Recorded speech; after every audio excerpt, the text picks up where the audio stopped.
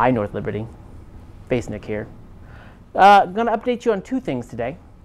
The first is, oh, wait, you got to get the snap here for the Boone.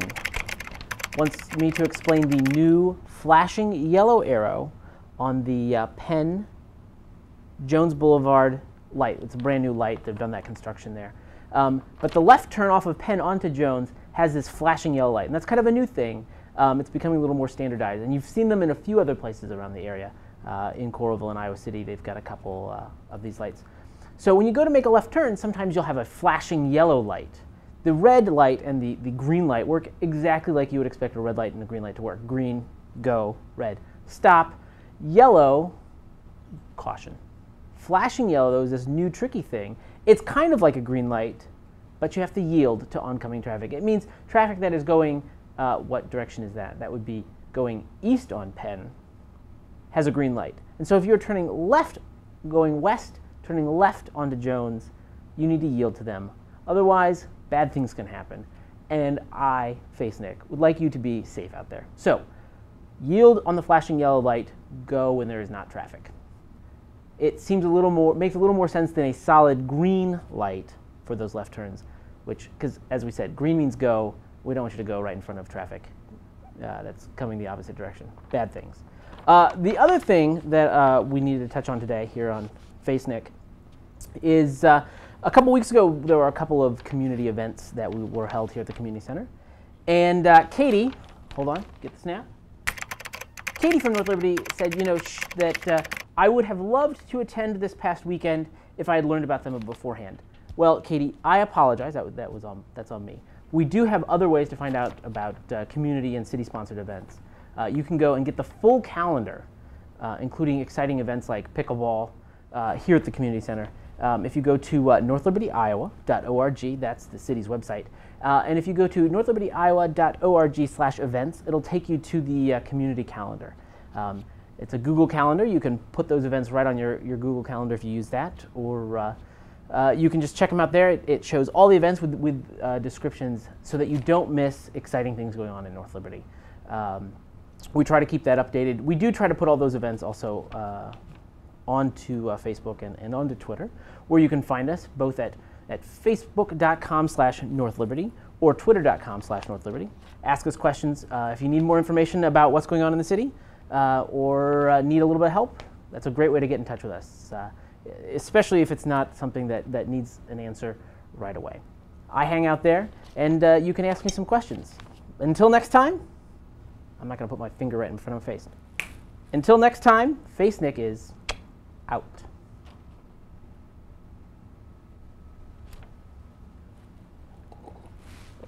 Oh. How'd you feel?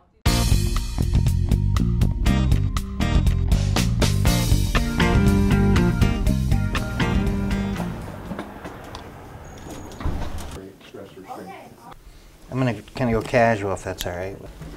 So you tried to give me a debit card.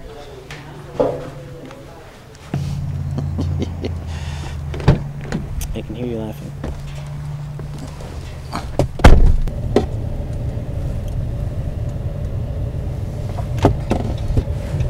Trying to support those local businesses. That's right. I'm going to go, so hold on here. Evidently, but this is going to be really cool here shortly, because this is going to be able to take us all the way to Front Street, Fairview Lane. Wow, this looks different, doesn't it? Look how nice this looks. So these two, this was an existing median, and we've taken everything out. As you can see, it's going to match up with the new median over there. It's going to have some nice vegetation and lava rocking. Well, with this project, with the Jones Boulevard project, where the southern section is pretty well done, and they anticipate paving a good chunk of the rest of the road next week, and that's what I'm about to take you on right here. All this area has been graded and proof rolled, what they call, and is ready for concrete. Oh, it's looking pretty good. And then once the concrete gets in, all the utilities are done, they'll be ready to final grade it and seed it, much like is done on the southern part of the project.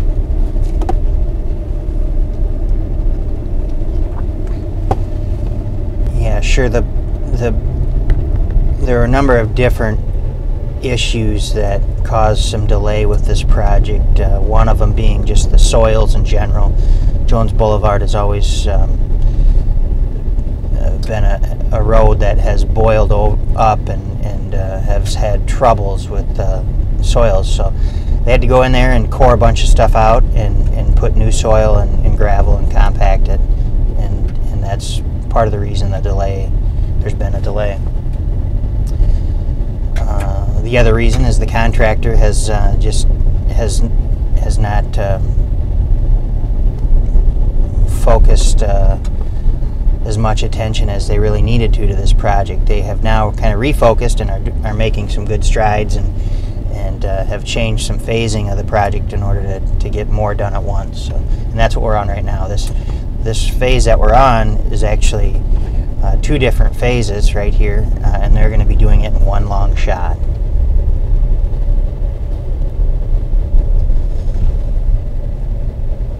But I think people are going to be really happy with the end result here, going from a seal chip road to a fully reconstructed curb and gutter concrete facility. We still think this project will be done, substantially completed this year in 2011,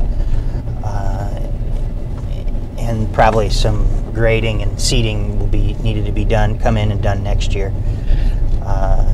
And then in 2013, we anticipate doing the second half of Jones Boulevard here, which is the more southern part, and that then would complete the reconstruction of Jones.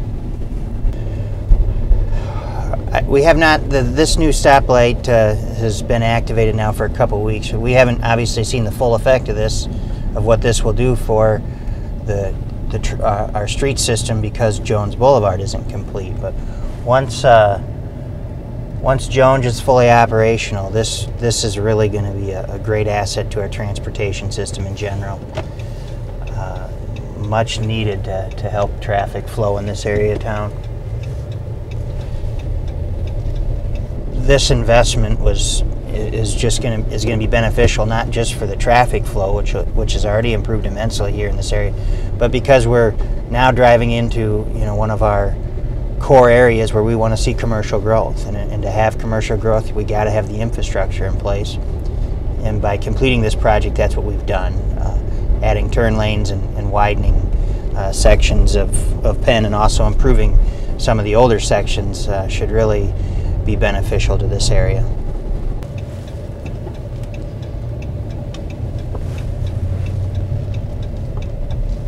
There are two businesses that we know that are coming in here, and that is Blink Vision, owned by Ryan Veach. He's the owner of both of these buildings. And then a mail, etc. type business where folks can package and send things, much like a UPS center of some sort.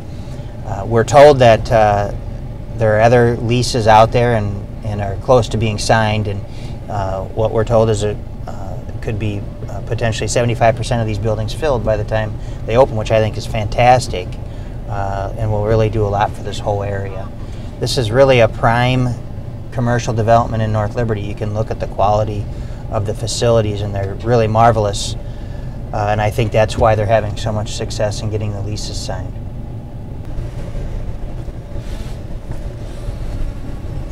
Well, this is the long-awaited McDonald's site, and since the last update, they've made quite a bit of progress out here and have the foundation in and some walls up.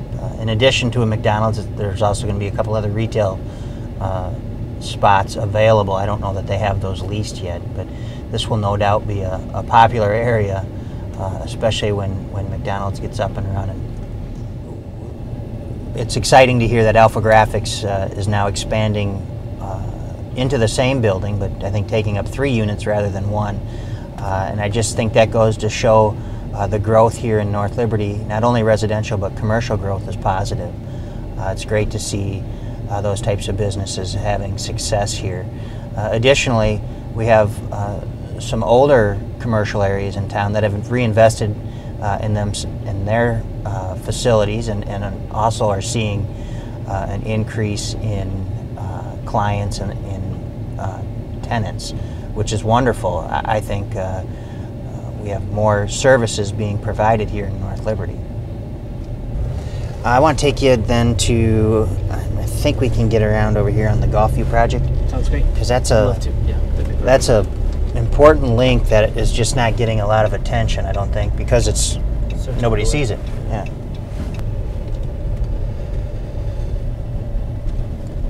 This is the new Golf View Drive connection. One of North Liberty's biggest weaknesses in our transportation system is our lack of east-west connector streets. So what this street offers is another connection going east and west. And what you can see is we had to cross Muddy Creek and the railroad tracks to get this connection in. So it's not a lot of length of street, but the cost of the project was expensive because of crossing these two barriers. They had to reroute the creek and dewater the area, which was pretty fascinating to see done. And now, and it involved a lot of work with the Corps of Engineers and the DNR. Now the creek is running how it was back in its normal place. It's just under a bridge. So very, very cool to see that happen. And you can see here they're getting close.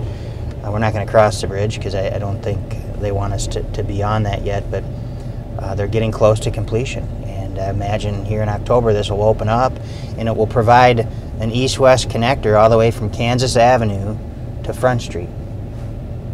Actually, a substantial piece of this project was the railroad crossing itself, and that's something folks may not know, is that cities are required to pay for that. The railroad won't pay for that. Matter of fact, railroads want to avoid crossings as much as they can. So there will be lights here, there will be gates here, there'll be gates over the sidewalks. It'll be it's about as protected as it can be for a railroad crossing. I'll call your attention to the stonework on the bridge. One of the things we look at in every project is, obviously we're concerned about functionality, but we also want to look at how we can improve the appearance in general, or continue to improve the appearance in general in North Liberty. And you know, image goes a long way when you're trying to recruit businesses and residents. And so the added touch here is the stonework on the bridge, which is very similar to the bridge in the new Cornerstone Park area on Dubuque Street.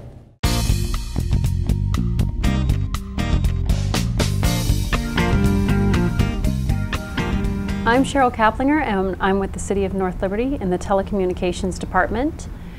Some of our updates include moving our council chambers from Cherry Street to Quail Creek Circle. And that move has really changed our equipment and the way that we shoot the council meetings and commission meetings.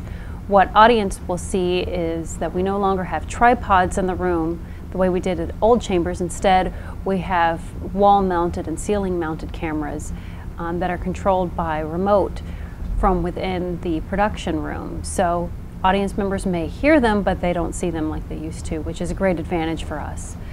The other thing that we've done is mount 42-inch monitors to the wall, and that allows us to have PowerPoint and images displayed that may also be displayed on easels, available to be displayed through those monitors. And that way people in the audience, people at home, are able to see those images without having to see them on the easels. So that again is now at Quail Creek Circle, which is different from our old site on Cherry Street. So we're probably going to be there for a few years, and it's a really great advantage for us to be in that space. What some people might also notice if they're in attendance there is that we have speakers installed into the ceiling, as well as an amplification system. So people that are in the audience have speakers from the council so they can really hear what the council is saying. And we have some microphones built into the ceiling so that even if people aren't standing at the lectern, then we can also pick up the audio out from the crowd. The final thing that they'd probably notice about our new council chambers is the NLTV staff is now in a production room. So that's in an area with a door and a glass booth so that they're not interrupting the audience, and the audience isn't interrupting them. So they're no longer part of the room, but instead closed away. So that's the major part of working at council chambers, and we're really happy to be in that space. So the cameras that we have in council chambers are really cool, not in just that they're mounted to the wall and to the ceiling, but that they're controlled by remote within the booth by an actual joystick. So you kind of like rotate this thing around, and we aren't limited to shooting things just at the council table or at the lectern. Instead, we can turn the cameras to show people in the audience, show different angles within the room, and we can also get a kind of an over-the-shoulder shot, so in case you have some information at the table that you want to see, that's something that we can do as well. And that seems to really work well for us. We're probably going to be in this space as much as 10 years, so we wanted to make sure that this was a space that we could live with for quite a while. So the technology that we've added to this space is something that is state-of-the-art, but it's also something that can be transferred later. So we're really happy with it, and there's a lot of advantages to the system that we're using. Also, our signal has changed a little bit. We used to send our signal out and switch between sending the signal from the community center and sending it from council chambers. Well, we have now gone onto the city fiber. So by riding the city fiber line, we basically take our signal from council chambers and send it back to the community center, and from there we send it out. So no matter what, we're already sending from the community center, which is a great advantage for us. Occasionally our old signal used to switch back and forth from what was playing in the background out of the community center and what was playing at the council chambers, and that's not a problem anymore because we're just on that one signal. So that's a really great advantage for us. And that city fiber is going to be used not just for the telecommunications department, but also for things like traffic lights and other city offices. So we were really grateful to be involved in that and to be one of the first ones to kind of ride the line and get on the fiber. So one of the disadvantages of our old space was that when audience members would come in, they would not only be right behind the council, but they would be right at the podium. So you have to kind of walk past the podium, and you would see everything that we store in there, from name tags to keys, and it was kind of this hodgepodge of junk. And now we have cleaned that up so that not only are you not walking behind the council as you're walking in with this slamming door, but you're not walking past this podium with all this stuff in it. And the lectern that we've installed has a lot of cool little tricks. We encourage people that come in with presentations, such as developers or the city planner or someone who's going to come in with a PowerPoint, to bring it in on a thumb drive, and we hook that into a system that is available through our lectern, and that way it displays on the monitors simultaneously, not only to the monitors, but also we can show that to people at home. And that's in an area that's really cleaned up on the lectern, so we no longer have to have that area exposed. That USB can be hooked into a computer that is discrete and kind of shut away.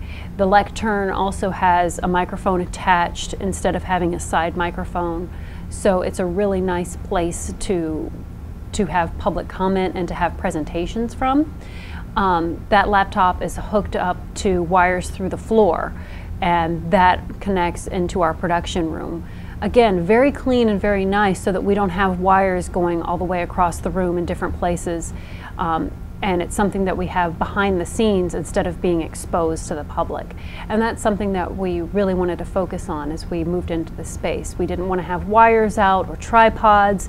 We didn't want to expose our speakers, our amplification system, or microphones. We wanted it to be clean and something that you didn't have to see how the production happened. We didn't want people to see all of our tricks and see all of the equipment. Instead, we wanted it to be out of people's way. And that's something that the lectern provides, our cabling, as well as our cameras, and having a closed production room. So that's a really nice advantage of this space. And it's something that not only does the council use, but also the commissions and other organizations. So we've had joint meetings there with different organizations, the chamber, different forums. We've had different meetings come into that space, which has worked really, really nice. And another advantage of being in this space, not from a telecommunications standpoint, but from a city standpoint, is the parking.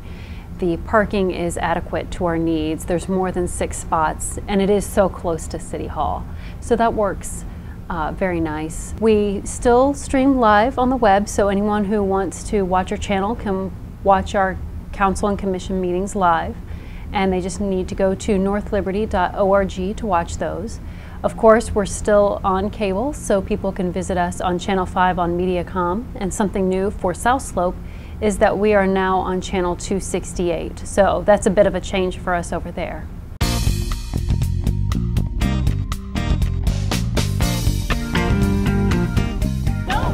So welcome everybody here for our groundbreaking for the North Liberty Community Library expansion renovation. We are real excited. We have to wait until next spring before we can actually start digging because it's getting too late in the year to get started now, but we're still very excited. And that's all I'm going to say, and I want to thank everybody here for your support. On behalf of the Iowa City Area Chamber of Commerce and my fellow ambassadors that are here, it's a really great day for the library and the City of North Liberty to celebrate, and so thank you very much for having us today. This has been a long time coming, and with the North Liberty City continuing to grow and expand, what better way to celebrate that and to make sure we're taking care of our residents with expanding the library and being able to continue to serve the patrons that come in here each day. There was a goal of $3.3 million that was asked to be raised in order to move forward with the expansion process. And not only was that goal met, but it was exceeded, and it was done with all in less than a year. The libraries have always been a part of our communities. So we just are really grateful to get to this moment that we anticipated for so long, and that we can continue the mission of the library to reach out and meet the needs of the community. I am grateful to live in a community that just recognizes those needs, and that our administrators and leadership recognizes those as well. I was able to attend the old library. There was one room of the old City Hall, and then I was there 20 years later for the 20th anniversary of the North Liberty Public Library. I believe I was here when they opened this, and now we're kind of going full circle. Now you're adding on to this, so it's tremendous for the community. Projects like this, like the commercial development and like the infrastructure projects that helps North Liberty be the city it is and helps us, as you know, we're ranked in the top 100 in small cities in the country to live. And it's these types of projects that help us get to where we are. This is really, libraries are about kids and getting started, learning at a young age, and you know, it takes.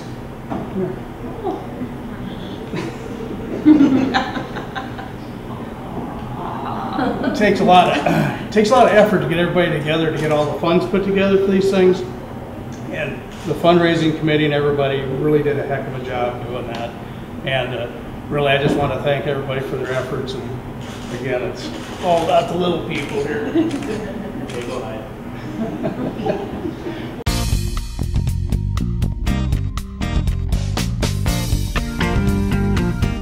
If I could have everybody's attention. My name is Jeremy James, and I'm with James Investment Group, and I'm also ambassador for the Iowa City Area Chamber of Commerce. And I'd like to thank everybody for coming out this evening to help celebrate the opening of the new North Liberty Council Chambers. This facility is going to provide better technology, better usability, better parking, and also is a lot closer to City Hall, which I think makes it a little bit easier on the drive. There's quite a few people that really helped in this transition, but they really wanted to especially recognize Steve Epley, Shiv Hattery, Guy Goldsmith with the Parks Department, and also the telecommunications here at the North Liberty City. So from everybody at the Iowa City Area Chamber of Commerce and from the ambassadors, welcome and congratulations on this new wonderful space.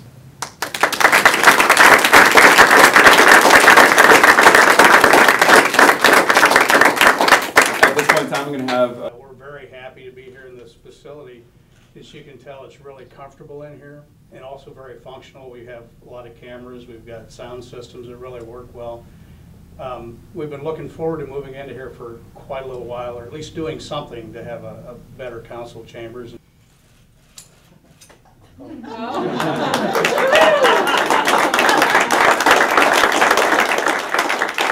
going to take you to our closed session area. Well, in the old council chambers, the previous council chambers, we had we would have to have our closed session in the area that we had a regular meeting. So we'd ask everybody to scurry out, and telecommunications had to get their work done and finish up with the taping and all that stuff. So now we'll adjourn to the closed session, then we can come back out here and then finish up our regular meeting. So I'll take you back there. We have a table coming for this area, and I was hoping it'd be here before tonight. It's coming tomorrow, so that's about how it works. So this also will allow city council members to come in from the back, so if they do have to come in late, they won't interrupt the meeting or anything. So I'll take you out this way. This is our city attorney, Scott Peterson, and in taking over this facility, Scott now has an office back here. His assistant sits up here, and her position is an assistant to the attorney and also an assistant to our HR person. So she serves a dual role here. And our HR director is over in the other facility, obviously with telephone and email and the short walk, they are able to communicate fairly easily. So one of the other advantages of this facility is we actually still have some documents over at the old City Hall. Eventually those will come over here, so that we'll have all of our documents in one central location. And these are 2 storage areas, and so we'll use these areas for storage as well. But initially we planned for a new City Hall, and I think eventually we'll be there someday. But and we have property for that. But right now, I envision us here for 7 to 10 years because between City Hall and this facility, it really is a nice fit for us.